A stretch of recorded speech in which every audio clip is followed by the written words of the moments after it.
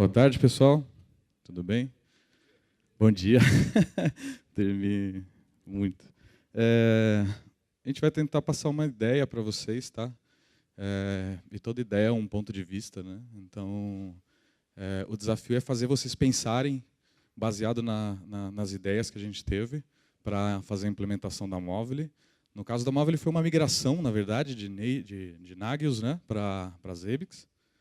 E a gente pensou dessa maneira. E aí a intenção da palestra é fazer vocês pensarem de uma maneira diferente. Com o jeito que a gente pensou, vocês inventam o jeito de vocês e o pensamento é livre.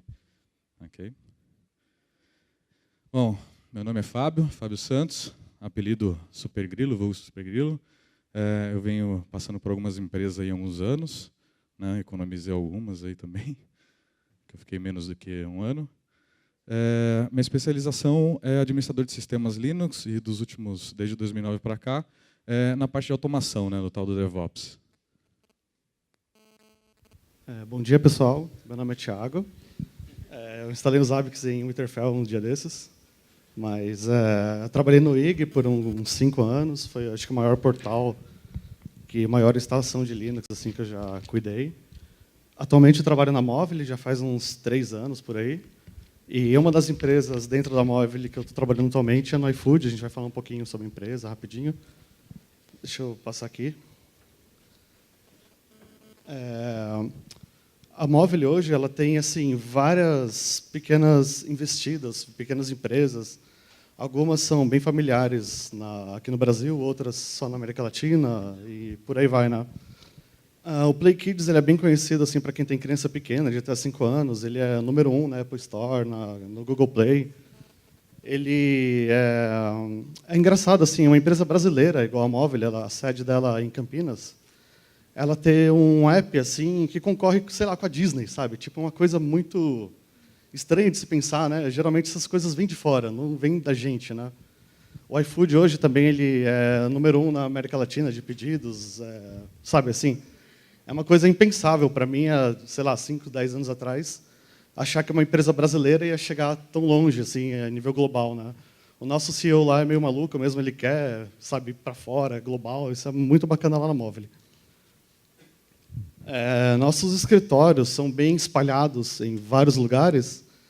Isso dá para a gente um certo problema no futuro com relação aos Zabbix, que a gente vai falar daqui a pouco, né? Mas cada um desses escritórios, eles têm a equipe de operação deles, que usa os Zabbix do jeito deles, e isso gera para a gente um pouco de dor de cabeça, né? As investidas também têm o jeito deles de usar, né? Então cada um tem sua equipe de TI, seu jeito de pensar. Cada um no fuso horário, cada um numa língua, aquela bagunça de sempre, né?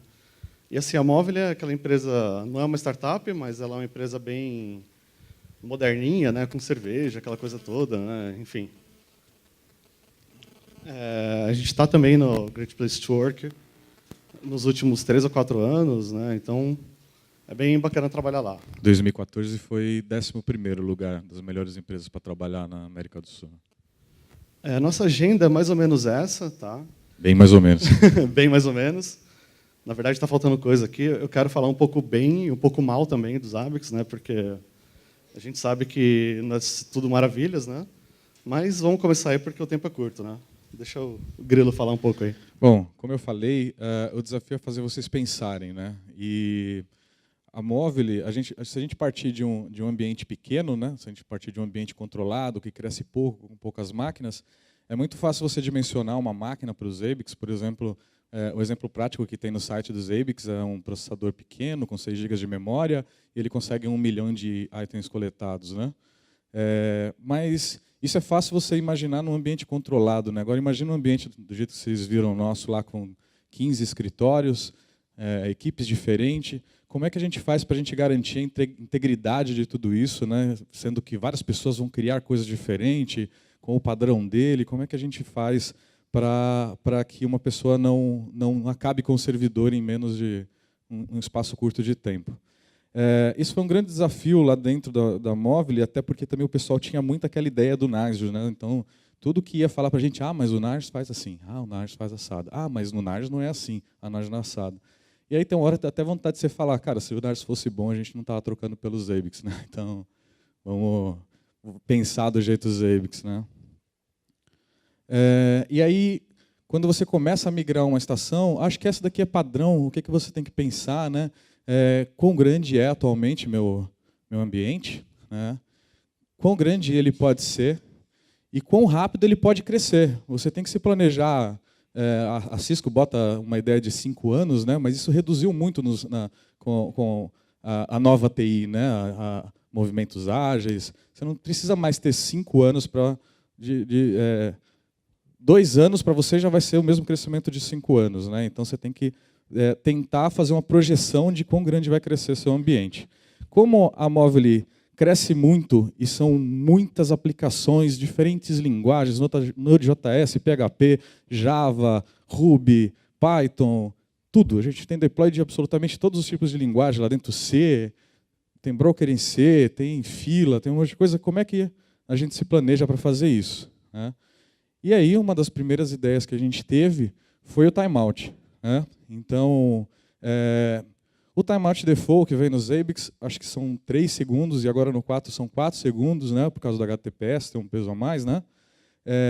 Mas seria muito, apesar dessa ser uma velocidade boa para uma empresa de web, né, que entrega um site, gostaria que fosse menos de 4 segundos, 3 segundos. Então a gente tem essa visão de web, a gente é de empresas de web, né, então a gente tem essa ideia de que rápido para a gente é menos do que 10 segundos, mas seria muito radical chegar para os caras e falar assim, ó, o item que você vai fazer tem que responder em 3 segundos, senão você tem que fazer uma trapper.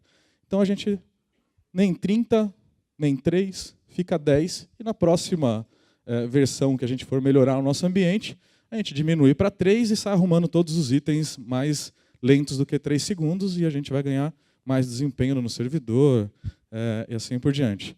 Então, o primeiro pensamento que a gente teve foi, vamos limitar em 10 segundos. Qualquer item criado acima de 10 segundos tem que ser feito de outro jeito. Se ele não respondeu via agent em 10 segundos, tem que ser feito de outro jeito. Mas mesmo assim, implantando na cabeça de cada um que vai mexer no Zabbix, que 10 é muito. Então, se você puder fazer em 3, viu que passou de 3, faça de outro jeito. E aí, quão grande ficou migrando aí pro Nagios, né? A gente nem imaginava que ia pescar esse peixão aí, né? A gente tem 849 hosts cadastrados. Desses 849, 500 são hosts físicos mesmo, VM, servidores. A outra metade, outros 200 e poucos são dummy host, não sei se o pessoal conhece o conceito de dummy host, né? Que é um host fake para fazer coleta. E tem 257 templates só da empresa. Então, mais um jeito de pensar. Cara, se você toma um esquinho e tem ideias, tome um esquinho e tem ideias e bota no template. Tenta fazer. A gente tem 257 templates de Redis, ActiveMQ, HornetKill, Java, Ruby, PHP. A gente tem de tudo que é o tipo, regra de negócio, muita regra de negócio. Então tem triggers específicas para regra de negócio. A gente tem 67 mil itens coletados, tem 20 mil, quase 20 mil desabilitados, né? Triggers a gente tem 34 mil. Dessas 34 mil, 77 com problema quando eu tirei o screenshot. E aí o número de usuários, que eu acho que é um número bem gritante, né? A gente tem 112 usuários na interface, apesar de tinha 6 ali na hora conectados, mas 80% disso é super admin. Lembra que eu falei que a gente tem problemas com a galera distribuída, né? Então o cara da Colômbia quer fazer do jeito dele, o cara da Venezuela quer fazer do jeito dele, o cara da Argentina, Deus me livre, quer fazer do jeito dele, né? E aí vai, né? Bom, o número de requisições que você consegue escalar depende da velocidade que seu item responde, né? Requisições por segundo.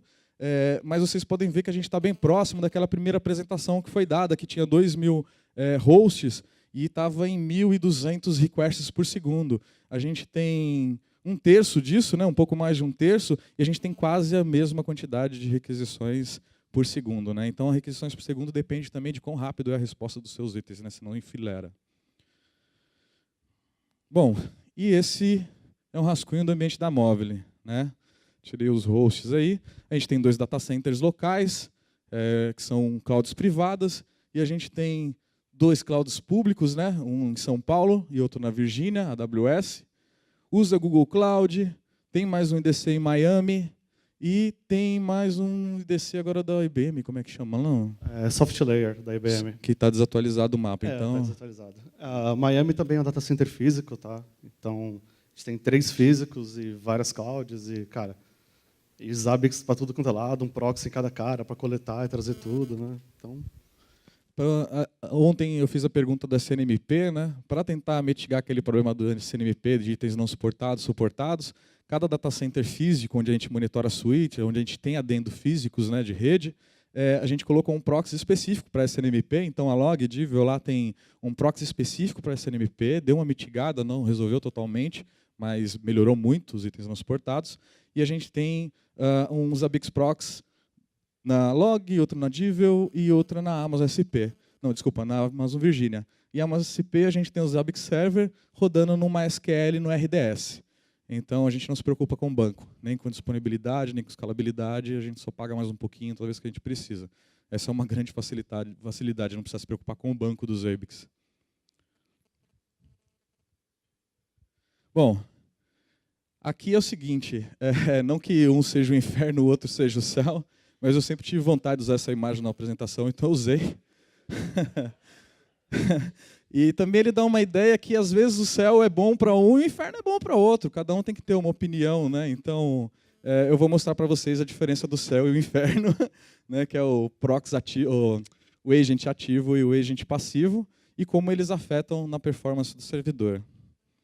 Se você falar de agent passivo, você automaticamente está falando que você está deixando a sobrecarga, de uma certa maneira, mais para o lado do servidor do que para o lado do agent, né? Porque ele conecta no proxy ou no agent e ele espera que esse resultado, enquanto esse resultado não voltar, ele não larga a conexão, enquanto isso ele está com o pooling aberto, esperando, sendo usado lá no server, né? E isso onera o lado do servidor, né? Então, aqui entra a ideia do timeout que eu falei, né? Se tiver mais do que 10 segundos para responder esse meu item, eu preciso fazer de outro jeito. Essa regra do timeout também se aplica para o ativo, porém o ativo eu descarrego, eu distribuo a carga da coleta para os meus servidores, que talvez tenha mais processamento do que meu server, né? Tenha processamento sobrando, consigo distribuir mais, e ele funciona da seguinte maneira. O agent, se for agent, ele vai no server, o agent ativo ele vai no server, de tempos em tempos, esse tempo é configurado, tá, na configuração do agent, ele fala, server, me dá aí tudo que eu tenho que coletar, o agent do lado do servidor, né, que você está monitorando, me dá tudo que eu tenho que monitorar, que quando eu tiver o resultado, eu vou entregar isso para vocês. Então ele faz um cache dele interno, desses itens, né, ele faz um sync dessa configuração, e aí ele faz a coleta internamente, guarda no buffer, e quando ele está pronto para entregar, chega o momento certo do intervalo do item para ele entregar, ele só entrega para o servidor. E essa conexão é muito mais rápida, né, e onera menos o servidor. Então, a ideia aqui é que sempre que vocês conseguirem fazer, não tiverem compatibilidade com o agent ativo, tentem usar o agent ativo, mesmo com timeout sendo idêntica. Se você quiser distribuir a carga, se os nodes forem mais fortes do que seu servidor, seu server, né, Zabbix Server, distribua a carga entre os seus nodes.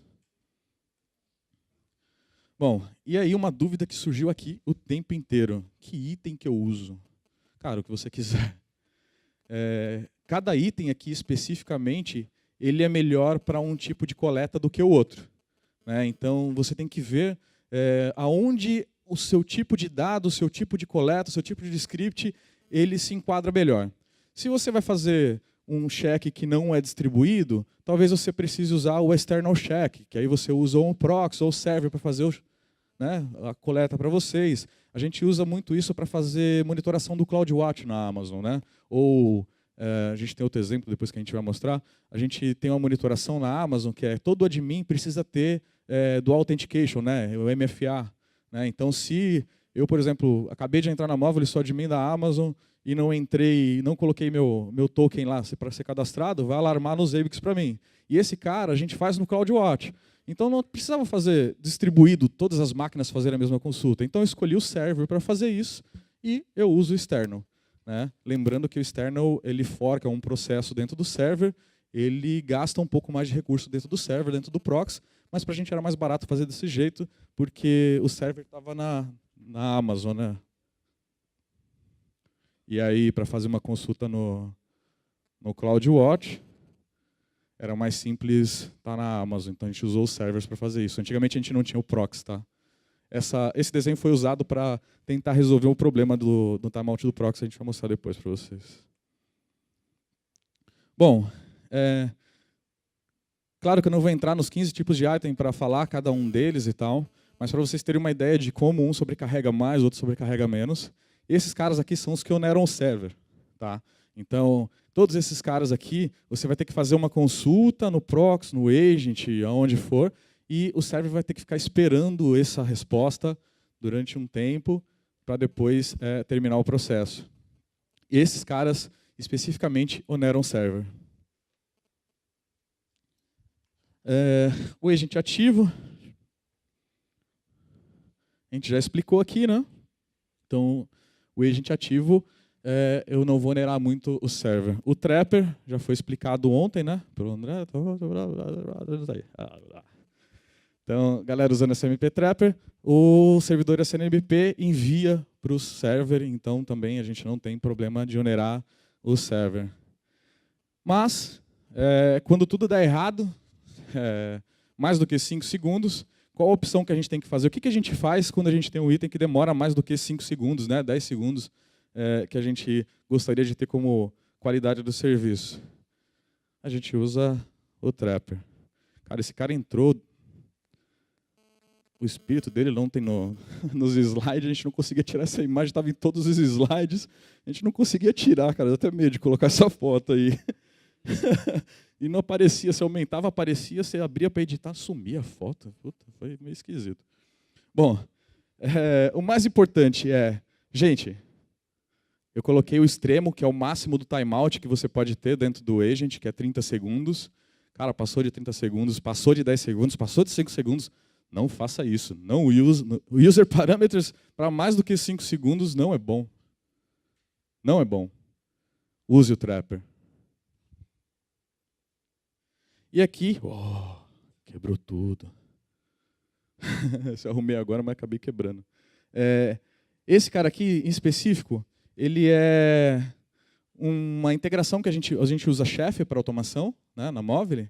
E aí, se eu fosse fazer user parameters, rodar o Chef, esperar terminar o Chef inteiro, depois trazer o resultado para a gente das métricas de quanto tempo rodou, se rodou ok, se não rodou, a gente tem Chef que roda em 3 minutos, então seria horrível usar o user parameters como o cron. Não é cron, gente. Cron é outra coisa. Então a gente coloca o Chef na cron. O Chef ele tem uma integração que chama handles, né? Handles, e no final de toda a convergência, depois que ele roda o Chef inteiro, ele manda a informação para os ABICs via Trapper. Como funciona? Qual é o laser? Vermelho.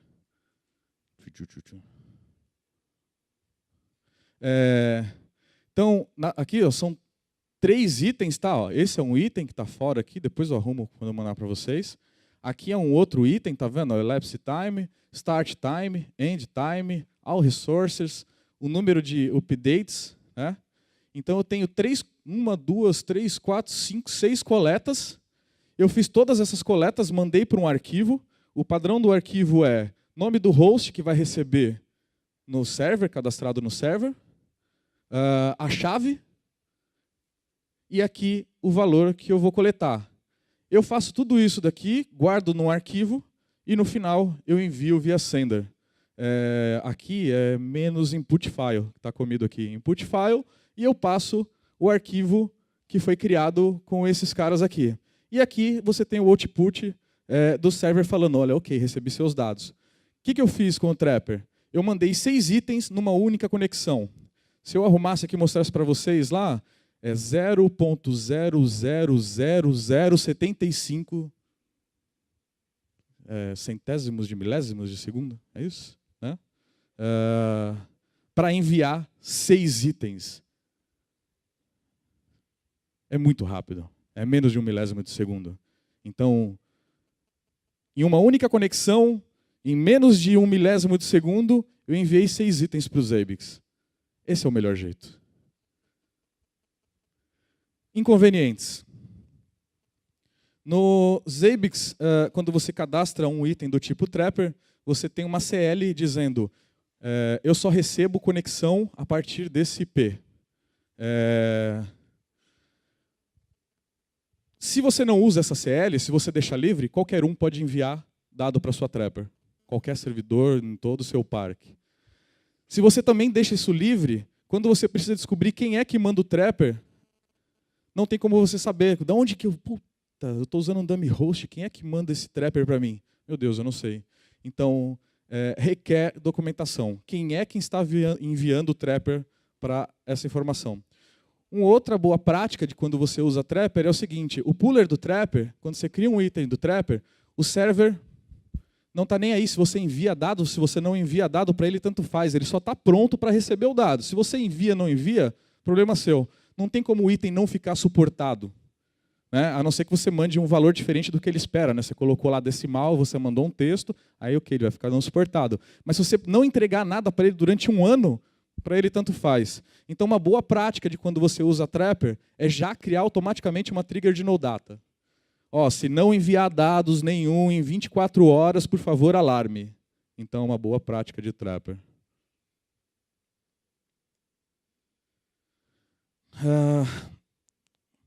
Esse cara gente, melhor jeito de enviar. Coloquem na cabeça das pessoas que vão contribuir com vocês. Se nenhum outro jeito der certo, inclusive a ideia do Buzz, né?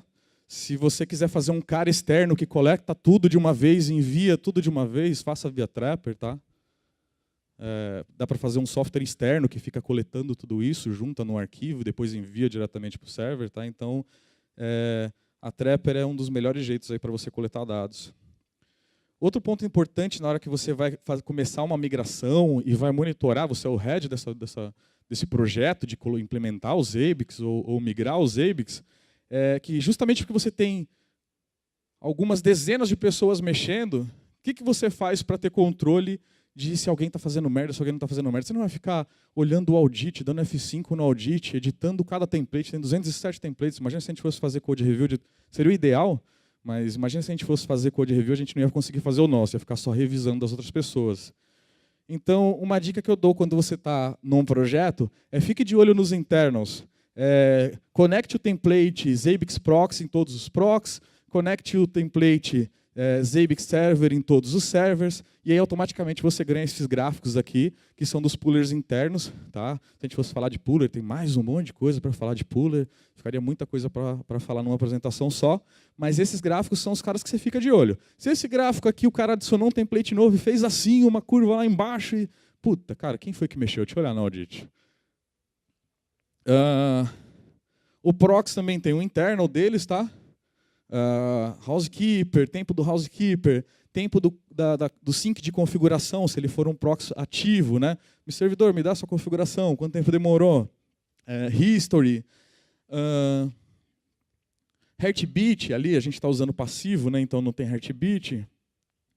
E esses processos aqui são os famosos gathering, né? Que são os caras que fazem as coletas, né? Esses são os caras que você não pode onerar muito dentro do seu server.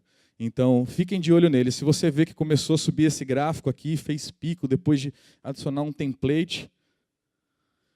E o server cache também, né? Que é um cache de configuração. Então, se não teve mudança, ele não vai no banco. Ele vai na memória do Zabbix. E tem o Kiwi também, que eu não coloquei aqui. Fiquem de olho nesses gráficos o tempo inteiro. Se isso mudou o padrão, alguém fez alguma merda. Tá? Então, como é uma empresa grande, cheia de gente mudando, esses gráficos ficavam abertos o tempo inteiro, assim, cara. Eu até sonhava com eles depois de um tempo, assim. Um monte de Zabbixzinho, assim, pulando. Não era carneirinho, sabe? Juro que eu sonhei. Bom, é isso. Pessoal, vou falar rapidinho aqui, porque a menina já levantou a plaquinha ali de 15 minutos, né? Então, assim, só mostrar coisas que dá para fazer com os Zabbix, as coisas boas que dá para fazer com os Zabbix. As actions que a gente gosta mais, de auto-registration e de trigger, né? Então, falando rapidinho, como que a máquina entra no Zabbix sozinho, né? A gente usa o Chef, que é muito melhor do que o Puppet, né? O cara vai falar sobre o Puppet depois aqui. Mas tanto faz, cara. Você usando algo para controlar as suas estações, tá de bom tamanho. Então a gente só preenche esse campo host metadata com um ID qualquer e mais a variável da onde que a máquina está. Se a máquina está na Amazon, Google Cloud, na SoftLayer, sabe? Para a gente encaixar ela no local correto depois, né? Esse parâmetro, host metadata, eu acho que ele apareceu no Zabbix 2 ou 2.2. No 1.8, acho que não tinha. Então, você precisa ter uma instalação mais ou menos recente para você usar isso daí. Então, assim, cara, se a máquina estiver no environment de produção, ela entra no Zabbix. Senão, a gente nem perde tempo, porque ele está integrado com um monte de coisa que fica ligando para a gente, é melhor não se importar com isso.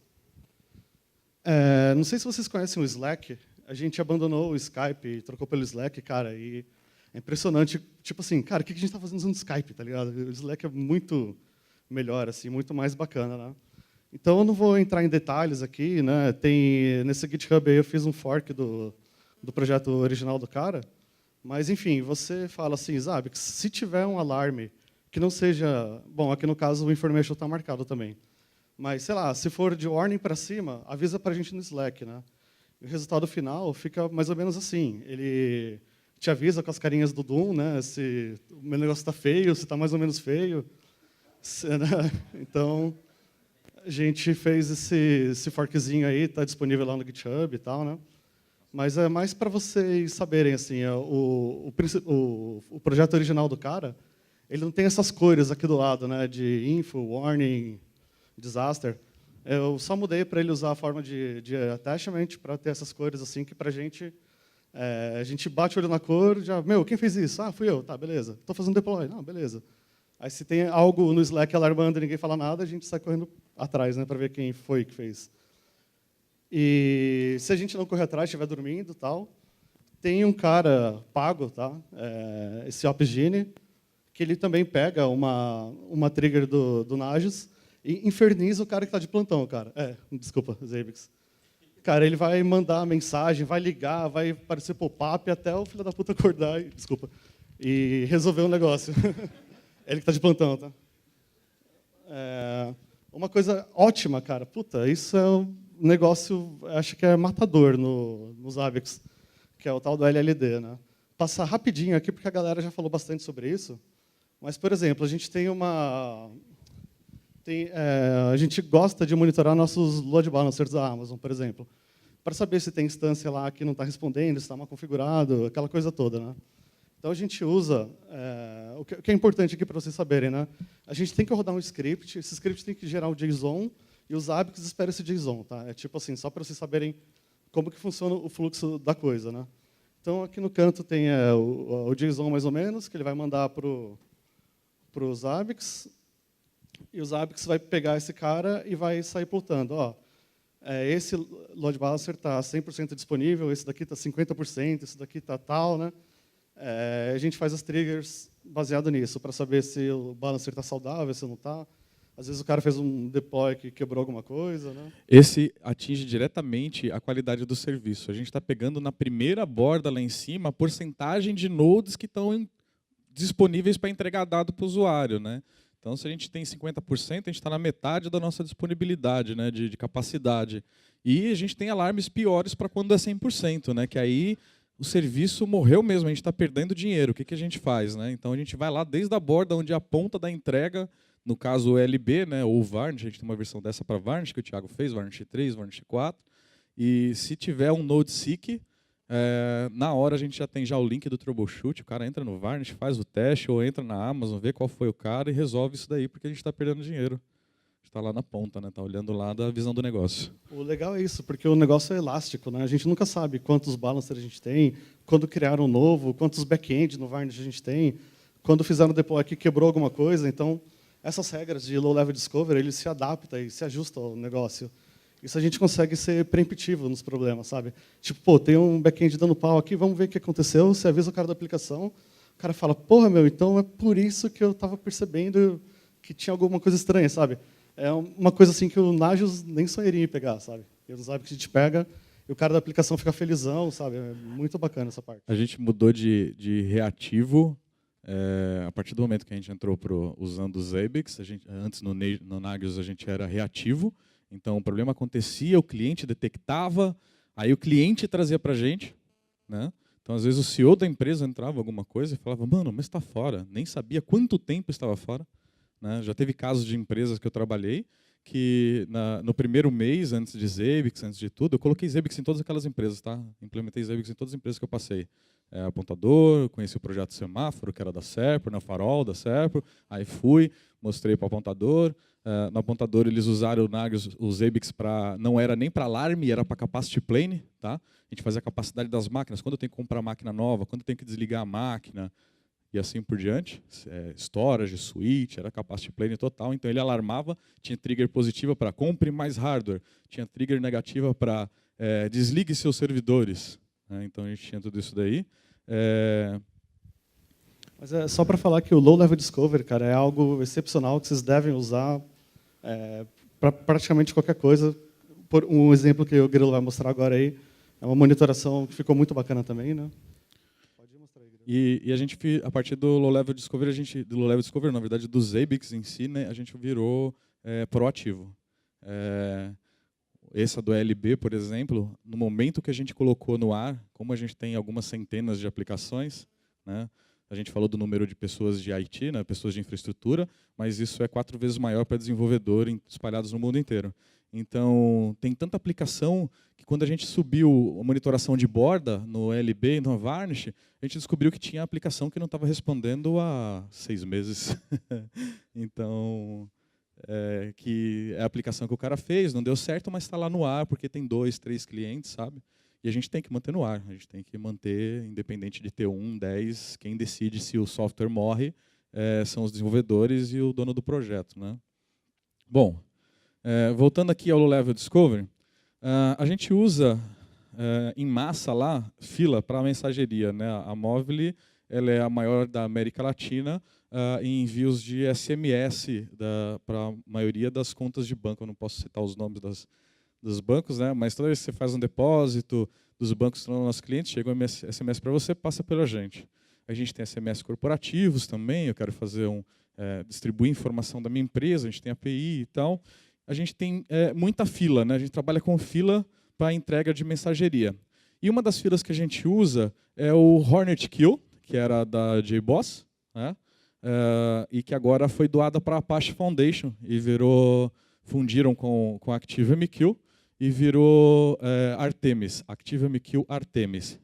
Não mudou muito, o core ainda é um Hornet Kill por dentro, mas existia um projeto que fazia LLD, que chamava JMX Discovery mesmo, só que ele não era deficiência, vou chamar de deficiência, na verdade era falta de feature que a gente precisava, né?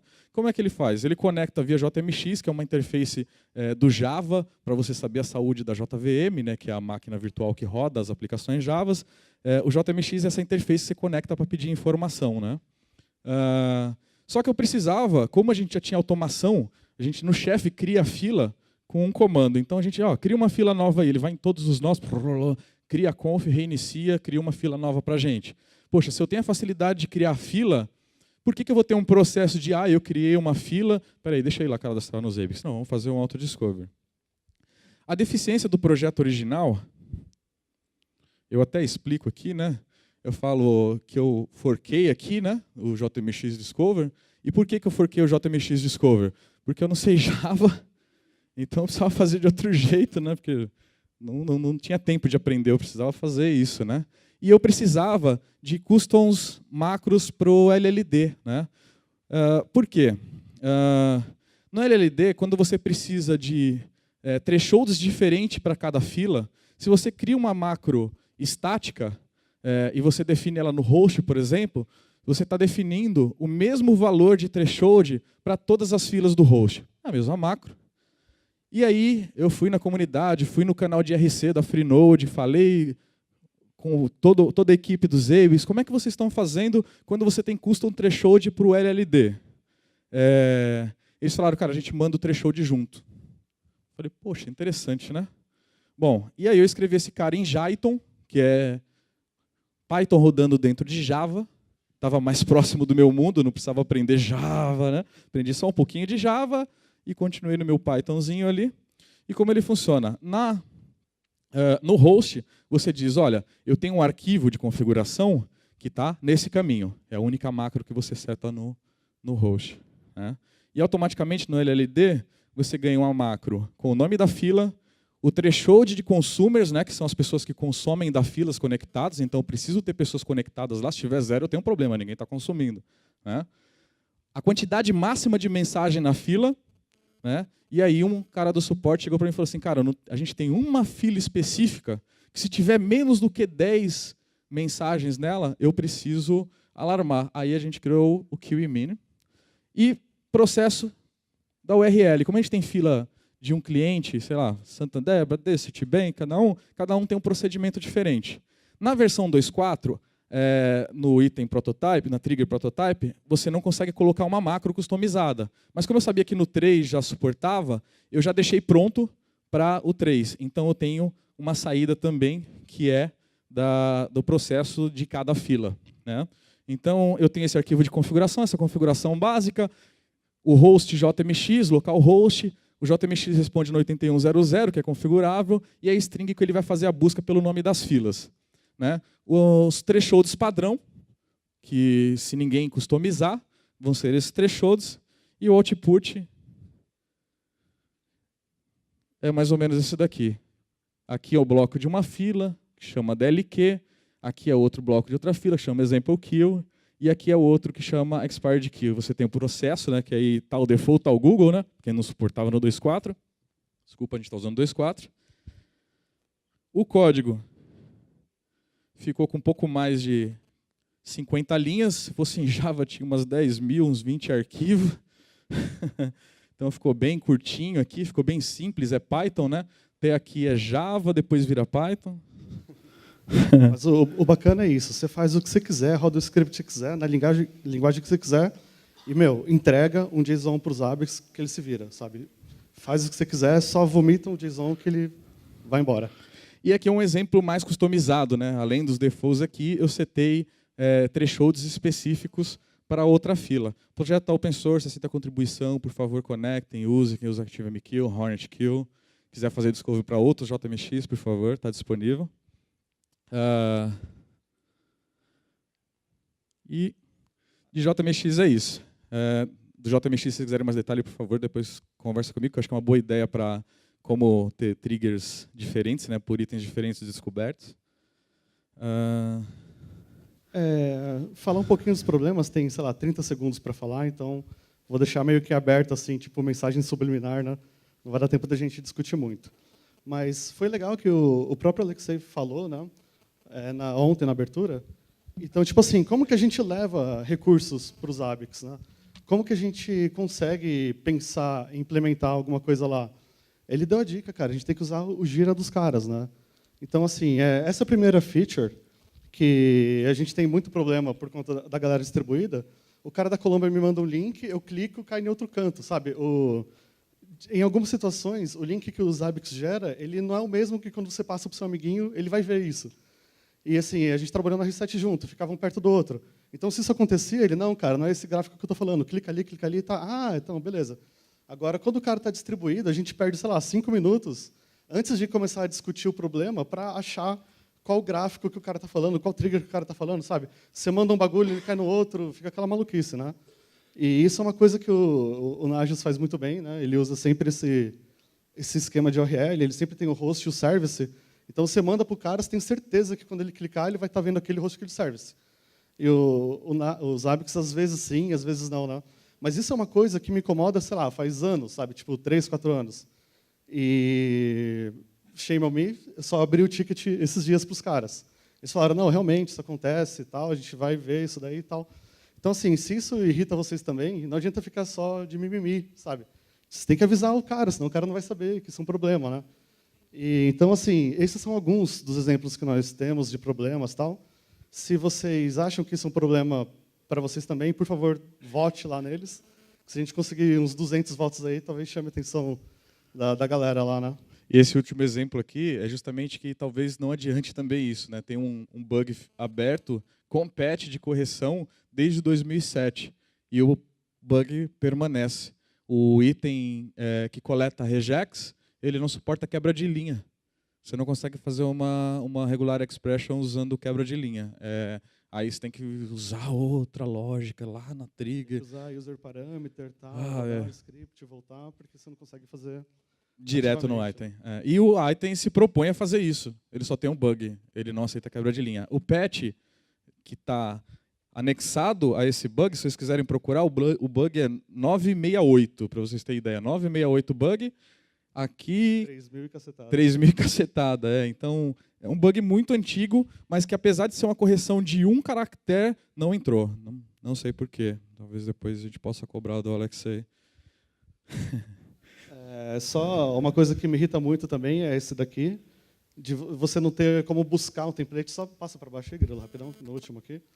Porque nós temos mais de, sei lá quantos templates, que ele te dá aqui 6 páginas, né?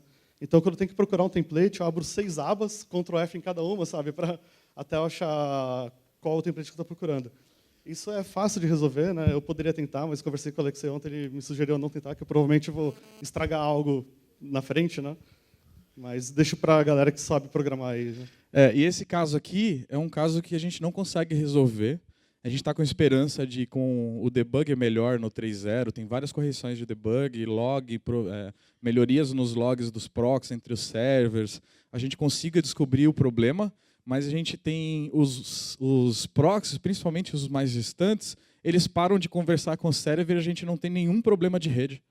E ele fica, na primeira versão, que era o server na Virgínia e 2 proxies local, e São Paulo não tinha proxy, a gente ficava até 1 hora sem os proxies sem conversar com o server. Quando a gente mudou para o server mais próximo do Brasil, da Log Data Center, a gente conseguiu 8 minutos, em média, 6 minutos. Mas o proxy toda hora para de conversar com o server. Se alguém tivesse esse know-how, a gente tem certeza que é um vacilo nosso, algum problema que a gente não fez, mas se alguém tiver o know-how de corrigir isso, porque no log não fala nada. O proxy fica numa média de 5, no máximo 8 minutos sem falar com o server. O que a gente fez para a visão do cliente, né, dos nossos clientes em empresa, os ABICs não ficar queimado, todos os nossos no data passamos para 10 minutos. Então escondemos o problema aí durante um tempo com esperança de resolver no 3.0. Mas se alguém tiver uma experiência parecida com essa e puder nos ajudar, por favor, a gente está precisando. Perguntas? E aí, pessoal, tudo bom? E aí, Thiago? Então, em primeiro lugar, parabéns aí pelo trabalho de vocês aí. Obrigado. Eu conheço a história do Play Kids lá. Quantas vezes bateram lá na porta da Disney e a Disney não quis assumir o projeto e depois eles se arrependeram. A gente é tão grande quanto eles agora. O sucesso que vocês tiveram. Vocês queriam ser o primeiro e foram o primeiro. Duas coisas. Uma observação e outra é uma pergunta sobre o LLD lá. Não, o host metadata. Primeiro, tu disseste lá num dos teus slides, lá tu disseste que os ABICs internos era algo que onerava os ABIC server, né? Só que tem, não onerado, né? Na verdade, é um ponto de atenção quando um monte de gente está fazendo um monte de coisa que você não sabe o que é, né? É que, na verdade, é o seguinte, os ABICs internos ele tem um processo próprio para a coleta dele mesmo, né? E ele vai ficar rodando de qualquer forma. Mesmo que tu não tenha item coletando, o processo dos ABICs internos está rodando. Então, o fato de ter item ou não, ele não vai onerar mais os ABIC server. Né? Não necessariamente. O que a gente teve problema no internal, que era um ponto de atenção, era assim, o cara criou um item que alarmava 800 tinha 800 eventos de uma vez. Então, o Alerts e o Escalator, que são os dois internals dele, esses caras estavam 100% em uso. Então, o e-mail chegava, o e-mail, né, a gente não usa e-mail, usa Slack, usa OpenGene, estava chegando de 5 minutos a 10 minutos depois. Tá. Então, isso é um problema de performance, né, dentro do Escalator, e que a gente foi criado justamente por causa dessa liberdade de todo mundo fazer do jeito que quiser. Né? Eu entendi os ABICs internos. Tá, eu entendi o que quer dizer. Tá. A segunda coisa que eu... Oi? Isso, no 3.0 você consegue subir mais de um puller no Escalator, né? Você consegue subir mais. E sobre o host metadata lá, uma vez eu participei de um projeto lá que envolvia o Chef e os ABICs também, eu achei muito interessante, que a gente usou uma lógica talvez não se aplicasse a vocês, mas vocês não pensaram em usar o próprio... Tem a role lá dentro do chefe lá, que define qual é a máquina, que tipo de máquina é aquela lá, se é uma máquina de web e tal. A própria role do chefe sendo passada pelo host metadata não daria uma precisão maior em qual tipo de template que já agregaria isso? Cara, isso é ótimo. A gente usa em investidas menores, que têm ambientes mais simples, mais controlados. No PlayKids, por exemplo, no iFood, em várias outras, assim, a gente consegue colocar ou a tag ou a role mesmo, para ele já entrar no template específico. Mas, no caso da Movile, a gente tem muitas roles na mesma máquina, sabe? Sei lá, tem 200 Tomcat rodando, sabe? Em algumas máquinas mais antigas, então a gente não consegue fazer isso. Mesmo porque o host metadata tem limitação de caractere, acho que 255. E se a gente fazer um array com todas as roles que a gente tem, ele extrapola esse número.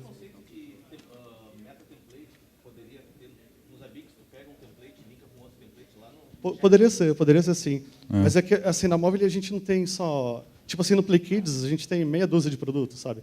No iFood tem meia dúzia de produtos. Agora, na Movile a gente tem, cara, centenas de milhares. E fica difícil de você agrupar eles bonitinho para fazer automático. E tem muita coisa legada também que assim, não vale a pena a gente automatizar, sabe? E o Discover, ele não funciona muito bem para JMX, interface JMX, porque se você não tiver uma interface JMX configurada, que não dá para fazer no Discover, você não consegue associar um template Java. E uma outra coisa também, como a gente tem várias portas JMX blindadas num único host físico, a gente tem que criar dummy host, porque cada host só suporta uma porta JMX nos Zabbix por padrão. Então, a descoberta é mais para separar data center para a gente, mas quando tem alguma regra de negócio, a gente faz o chefe executar a API do Zabbix e se cadastrar no template, criar host, tudo certinho. Então, a gente faz automação via API. A gente usa as duas descobertas, a API e o Discover. Dúvidas?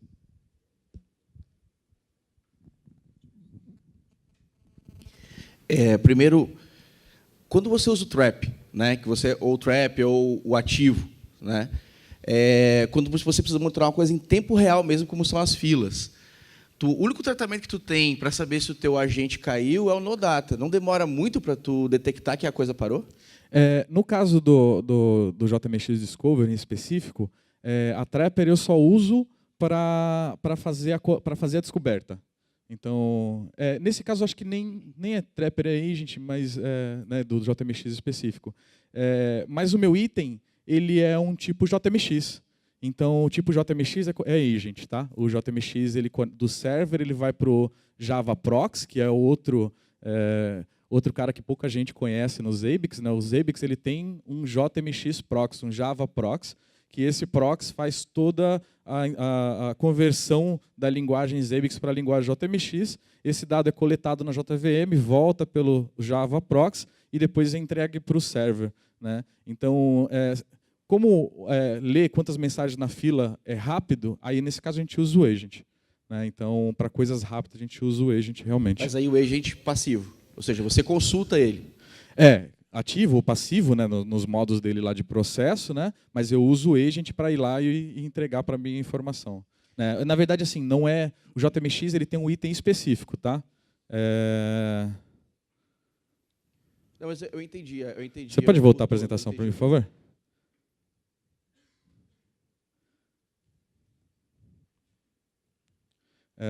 Aqui, ó, JMX Monitoring. Só que o processo dele, eu quis dizer, é igual o do agent, né? Então, o server pergunta, fica esperando, né? Ele está aqui nessa área. Mas o no data você pode colocar de 1 segundo. Se não chegar dado em 1 segundo, né? O seu item faz check de 30 e 30 segundos, né? Ele espera que fosse de 30 segundos, por exemplo, você pode colocar 40 segundos, 25 segundos, sei lá, quanto você quiser. Daí, com o host cai para manutenção, por exemplo, aí já pode dar problema de alarme falso também. Na verdade, você tem o status de manutenção nos Zabbix, né? Toda vez que você vai fazer uma manutenção, o ideal é você criar uma janela de manutenção, colocar lá na janela de manutenção se você quer, durante a manutenção, que continue coletando dados e não alarme, ou se eu não quero que colete nada e você vai ter um buraco nos seus gráficos, né? Se a gente fosse falar de todas as features, são muitas features, eu fiquei com vontade de falar um monte de coisa apresentação ia ficar de mais de 1 hora. Mas o ideal é você seguir os passos da semântica dos Zabbix, pensar como os Zabbix. Então, se eu vou fazer uma manutenção e eu não quero que alarme, cria uma janela de manutenção, coloque o seu host group na janela de manutenção, diga se você quer continuar a coleta ou não, e aí você não vai alertar para ninguém. Só aproveitando um segundo adendo, aproveitando que nós estamos numa conferência latino-americana e tu colocou 4 itens ali, tu estava falando aí sobre os desafios e minha cabeça de programador estava borbulhando aqui. Uma coisa que eu acho que seria interessante, eu vou até colocar isso lá, é que tudo isso que a gente conversou aqui de otimização seria resolvido se a gente pudesse colocar previsibilidade nos itens. A gente já tem na versão 3.0, já tem isso? Que é na parte do item, como é que chama? O forecast. Então dá para fazer, dá para ele descobrir assim, ó, esse item tem que ser realizado 3, 4 segundos antes de ser consultado. Aí ele consegue me dar em cache. Na verdade é só nesse que a gente está falando, por exemplo, ele cria um padrão, ele sabe que sua aplicação responde num padrão, uma tendência, e se ele escorregar dessa tendência, ele alarma. Não, beleza, mas eu estou falando assim, ó, para tipo, eu ter todos os dados já coletados pelo agent no momento que eu for consultar ele. Assim eu não espero nada. Então, aí é mais fácil enviar via Trapper, né? Que aí numa única conexão você envia tudo. Se eu estiver por trás de um NAT, se eu estiver por uma situação em que o Trapper não se aplica... Você pode mandar para o proxy. O proxy, para a NAT, você tem que botar um proxy dentro, é a melhor solução. Porque o proxy, se cair esse link, você tem um único caminho, certo? Entre seu server e sua coleta. O proxy ele tem capacidade de reter o dado em 2 maneiras. Uma é, enquanto eu não envio para o server, quanto tempo eu mantenho, isso é configurável, o padrão é 1 hora.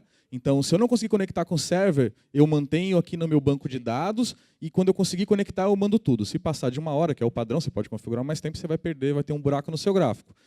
Mas ele também tem uma outra opção que é o seguinte, olha, eu já enviei os dados, mas eu preciso ter garantido a duplicidade desses dados. Então, ele também tem uma retenção configurável, que essa é bem pequena no padrão, que é o seguinte, eu já enviei, mas deixa eu manter os dados aqui comigo mais 1 hora, 2 horas. Eu já conhecia mesmo. Eu só queria lançar esse pensamento, eu não sabia que já tinha esse recurso. Então, na versão 3, eu consigo dar previsibilidade de itens. Então. Sim, na parte de cheque, sim.